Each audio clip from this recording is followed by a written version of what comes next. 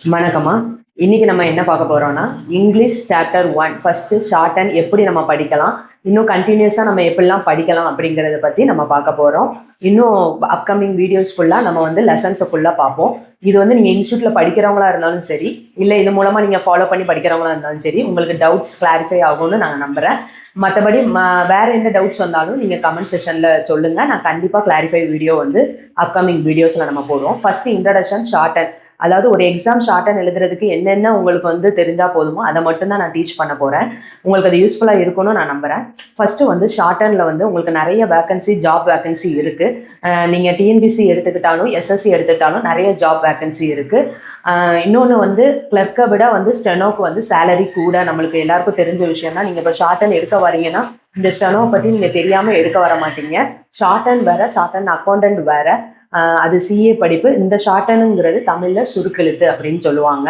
இது வந்து ப்ரைவேட் கம்பெனிஸில் கூட நிறைய ஒரு மேனேஜருக்கு பிஏவா கூட நிறைய பர்சனல் அசிஸ்டண்ட்டாக வேலை பார்க்குற வாய்ப்பு வந்து இந்த ஷார்ட்டன் வந்து நம்மளுக்கு உருவாக்க முடியும் ஷார்ட்டனால. இப்போ நம்ம அதில் வந்து லெசன்ஸ் வைஸாக நம்ம போவோம். ஃபர்ஸ்ட் வந்து இன்ட்ரடக்ஷன் கிளாஸ் வந்து பார்ப்போம். இங்கிலீஷ் ஷார்ட்டனை பொறுத்தவரை ஷார்ட்டன்னால 2 லாங்குவேஜ் தான் இருக்குன்னு கிடையாது. அவங்கவுங்க லாங்குவேஜில் இருக்குது, ஹிந்தியில் கூட இருக்குது. இப்போ நம்ம கரண்டாக வந்து தமிழ்நாட்டில் வந்து இங்கிலீஷும் தமிழ் ஷார்ட்டனை பற்றி நம்ம பார்ப்போம். இங்கிலீஷ் ஷார்ட்டனை வந்து சார் ஐசக் பிட்மன் அவங்க வந்து கண்டுபிடிச்சிருக்காங்க. அவங்க கண்டுபிடிச்சு என்ன பண்ணியிருக்காங்க, அதன் வழியாக வந்து தோன்றது தமிழ் ஷார்ட்டனில் வந்து சீனிவாச ராவ் அப்படிங்கிறவங்க வந்து தமிழ் ஷார்ட்டன் வந்து இது பண்ணியிருக்காங்க. இப்போ இங்கிலீஷ் ஷார்ட்டனை பொறுத்தவரை நம்மளுக்கு 3 விதமான எக்ஸாம்ஸ் இருக்கு. ஃபர்ஸ்ட் வந்து என்னதுன்னா ஜூனியர் எக்ஸாம்ஸ் இருக்கு. அதுக்கப்புறம் வந்து நம்மளுக்கு இன்டர், அடுத்து வந்து நம்மளுக்கு சீனியர் எக்ஸாம். மொத்தம் 3 எக்ஸாம்ஸ் வந்து நம்மளுக்கு இங்கிலீஷில் வந்து அவங்க கண்டக்ட் பண்ணுறாங்க தமிழ்நாடு கவர்மெண்ட். இந்த எக்ஸாம் ஒவ்வொன்றுக்கும் வந்து 6 மாதம் கேப்பில் வந்து 6 மந்த்ஸ் கேப்ஸ் உண்டு. ஃபர்ஸ்ட் வந்து இந்த ஜூனியர் எக்ஸாம் முடிச்சுட்டு நம்ம டைரெக்டாக சீனியர் எக்ஸாம் முடிக்கிற மாதிரி முன்னாடி இருந்துச்சு. இப்போ ஆனால் சிலபஸ் மாற்றின பிறகு கம்பல்சரியாக ஜூனியருக்கு அப்புறம் இன்டருக்கு அப்புறம் தான் சீனியர் முடிக்கணும் அப்படிங்கிற ரூல்ஸ் இருக்குது. ஒவ்வொன்றுக்கும் 6 மந்த்ஸாவது கேப் வேணும். பட் ஆனால் இங்கிலீஷ் வந்து நம்ம குறைஞ்சது பிகினர் புக்கு முடிக்க 8 மந்த்ஸ் ஆகும். பிகினர் புக்குங்கிறது வந்து உங்களுக்கு என்னது அப்படின்னா 2 விதமான புக்ஸ் இருக்கு உங்களுக்கு.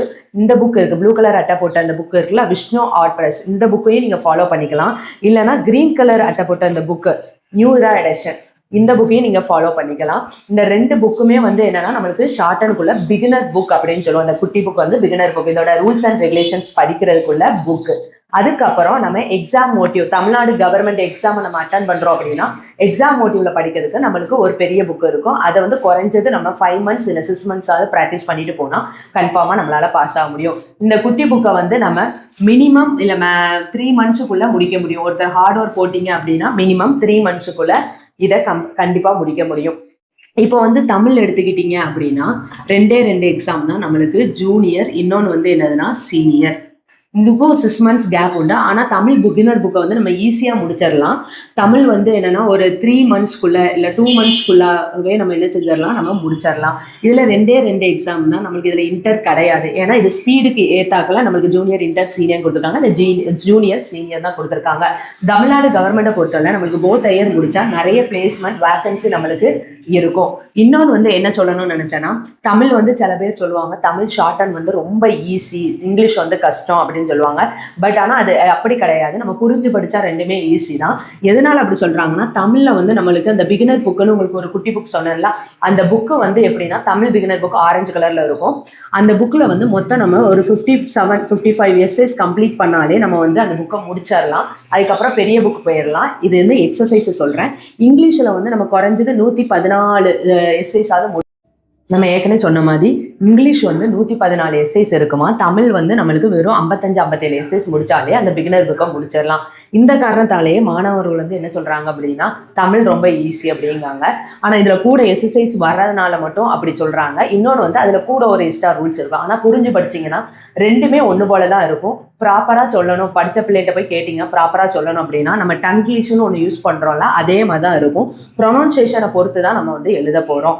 இந்த மாதிரி தான் ஷார்ட்டன் வந்து இருக்கும். இப்போ ஷார்ட்டன் நீங்கள் ஆரம்பிக்க போகிறீங்க அப்படின்னா, இப்போ நிறைய மாணவர்கள் என்ன பண்ணியிருக்காங்க, டிஎன்பிசி குரூப் 2 முடிச்சோன்னே எங்களுக்கு இன்னொரு 1 இயர் 1.5 இயர்ஸ் வந்து கவர்மெண்ட் வந்து டிஎன்பிசி அறிவிக்க மாட்டாங்க, அதுக்குள்ளே நாங்கள் ஒரு ஹையர் ஒரு லோயர் முடிக்கணும் அப்படின்னு சொல்லி இங்கே இன்ஸ்டியூட்டில் ஜாயின் பண்ணியிருக்காங்க. அது பாசிபிலிட்டியா அப்படின்னு கேட்டால் அது உங்களோட ஹார்ட் ஒர்க்கை பொறுத்து இருக்கு.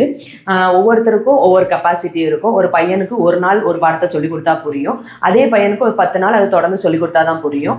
அதே மாதிரி இல்லாமல் நாங்கள் என்ன சொல்லிக் கொடுத்தாலுமே டைப் ரைட்டிங் மாதிரி தான், நீங்களா வந்து அடிக்க தான் டைப் வந்து ஸ்பீடு வர்ற மாதிரி தான், நீங்களா எழுத தான் வந்து உங்களுக்கு என்ன ஆகும், ஷார்ட் அண்ட் புரியவும் செய்யும், ஸ்பீடும் வரும்.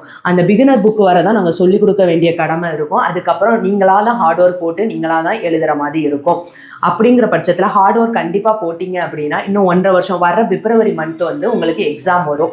பிப்ரவரி மந்த்துக்குள்ள பாசிபிளா அப்படின்னு கேட்டால் சில மாணவர்கள் தமிழ் முடிச்சிருக்காங்க, பாசிபிலிட்டி இருக்கு. பட் ஆனால் ஃபுல் டே அதுக்குன்னு உட்காந்து நம்ம ஹார்ட் ஒர்க் கண்டிப்பாக போட்டால் முடிக்கலாம். அதுக்கப்புறம் வந்து அந்த இதில் பாஸ் ஆனாதான் நம்ம அடுத்த ஆகஸ்ட்ல வந்து ஒரு தமிழ் சீனியரும் இங்கிலீஷ் ஜூனியரும் பண்ணலாம். இங்கிலீஷ் ஜூனியர் நீங்கள் அப்போ பண்ணணும் அப்படின்னா அந்த நவம்பர் மந்த்தே வந்து நீங்கள் ஸ்டார்ட் பண்ணாதான் அடுத்த ஆகஸ்ட்ல பண்ண முடியும். அந்த மாதிரி நினச்சி படிக்கலாமா. ஆனால் ஹார்ட் ஒர்க்கை பொறுத்து தான் நீங்கள் படித்து முடிக்கிறது இருக்குது. அது நல்லா ஞாபகம் வச்சுக்கோங்க. இன்னொன்று வந்து நம்மளுக்கு 2 இருக்குது, தமிழ் இருக்குது, இங்கிலீஷ் இருக்குது. இதுக்கு தேவையான பொருள் என்னென்ன பொருள்லாம் வேணும் ஷார்ட் ஹேண்ட் படிக்கிறதுக்கு அப்படின்னு பார்த்தீங்கன்னா, கோடு போட்ட நோட்டு வேணும். நோட்டு வந்து என்னது, கிங் சைஸ் நோட்டு எடுத்துக்கோங்க. நாங்கள் இன்ஸ்டியூட்டில் வந்து அதுதான் வந்து யூஸ் பண்ணுவோம், கிங் சைஸ் நோட்டு. அதுக்கப்புறம் வந்து என்னென்னா ஸ்டெனோ பென்சில்னு இருக்குது. ஸ்டெனோ பென்சில்னு ஒரு பச்சை கலர் பாக்ஸில் இருக்கும். சில கடைகளில் இருக்காது, சில ஊர்களையும் இல்லை. இந்த ஸ்டெனோ பென்சில் இல்லை அப்படின்னா நட்ராஜ் வாங்கிக்கலாம். நம்ம நட்ராஜ் பென்சில் இருக்குல்ல, அந்த பென்சிலை நம்ம யூஸ் பண்ணிக்கலாம். 3வது வந்து ஷார்ப்னர் வந்து சில ஷார்ப்னர், பெரிய ஷார்ப்னர் வந்து நல்லா செய்வோம். நம்மளுக்கு எப்போவுமே வந்து நல்ல ஷார்ப்பில் வச்சு தான் எழுதணும். அதனால் வந்து என்னென்னா ஷார்ப்னர் வந்து நம்மளுக்கு முக்கியம். அது அமைகிறத பொறுத்து தான் இருக்குது. இன்னொன்று வந்து நம்ம வந்து ரப்பர் வந்து யூஸ் பண்ணவே கூடாது. நாங்கள் இன்ஸ்டியூட்லையுமே அதான் சொல்லுவோம், ரப்பர் எடுத்துகிட்டே வரக்கூடாதுன்னு. ரப்பர் யூஸ் பண்ண வேண்டாம். இதில் வந்து வேறு என்ன தேவைப்படும் அப்படின்னா, நீங்கள் பிகினர் புக் ஃபஸ்ட்டு பிகினர் படிக்கீங்க அப்படின்னா என்னது, பிகினர் புக்கு வந்து உங்களுக்கு தேவைப்படும். இதை தவிர வந்து உங்களுக்கு எதுவுமே வந்து என்ன செய்யாது, தேவைப்படாது. ஸ்டார்டிங் நீங்கள் படிக்கிறதுக்கு இவ்வளோதாம்மா தேவைப்படும். இதை நீங்கள் ரெடியாக வச்சுட்டு நீங்கள் படிக்க ஆரம்பிக்கலாம். நல்ல கவனமாக படிச்சிங்கன்னா உங்களாலேயும் ஷார்ட் ஹேண்ட் முடிக்க முடியும். ஷார்ட் ஹேண்ட் வந்து சில பேர் சொல்லுவாங்க நல்லா படிக்கிற பிள்ளைகளால் தான் படிக்க முடியும் அப்பெல்லாம் கிடையாது. புரிஞ்சால் எந்த பிள்ளைகளாலும் ஈஸியாக படிக்க முடியும். இதுன்னு கிடையாது, எந்த சப்ஜெக்ட் எடுத்தாலும் அதோட கெப்பாசிட்டி பொறுத்து தான். ஒரு பிள்ளைக்கு ஒரு நாள் சொல்லிக் கொடுத்தா புரியும்னா இன்னொரு பிள்ளைக்கு அதை 2 நாள் 3 நாள் தொடர்ந்து சொல்லிக் கொடுத்தா புரியும். அதை விடாமல் படிச்சிங்கன்னா கண்டிப்பாக ஷார்ட் ஹேண்ட் யாராலையும் படிக்க முடியும். இன்னொரு டவுட் வந்து ஷார்ட் ஹேண்ட் வந்து படித்தா நல்லா இங்கிலீஷ் பேச வரும், நல்லா இங்கிலீஷ் வரும், அப்படிலாம் கிடையாது. இல்லை இங்கிலீஷ் பேச முடிஞ்சவங்களால, நல்லா இங்கிலீஷ் தெரிஞ்சவங்களால தான் ஷார்ட் ஹேண்ட் வந்து பண்ண முடியும் அப்படிங்கிறதும் கிடையாது. இது ரெண்டுமே வந்து என்னை பொறுத்தவரை வந்து உண்மை கிடையாது. ஷார்ட் ஹேண்ட் வந்து ஜஸ்ட் நீங்கள் இங்கிலீஷ் வந்து கேட்டோடனே அந்த ஸ்பெல்லிங்கோட எழுத தெரிஞ்சால் போதும். ஸ்பெல்லிங் மிஸ்டேக் இருந்தால் கூட ஸ்பெல்லிங் மிஸ்டேக்கை நீங்கள் சரி பண்ணிக்கலாம். மற்றபடி ஒரு இங்கிலீஷ் வேர்டு கேட்டிங்கன்னா உங்களுக்கு எழுத தெரியணும். அவ்வளோதான் வந்து ஷார்ட் ஹேண்ட் படிக்க ஒரு குவாலிஃபிகேஷன் இருந்தால் போதும். ஷார்ட் ஹேண்ட் எக்ஸாம் அட்டன் பண்ண குவாலிஃபிகேஷன் நம்மளுக்கு 10th போதுமானது.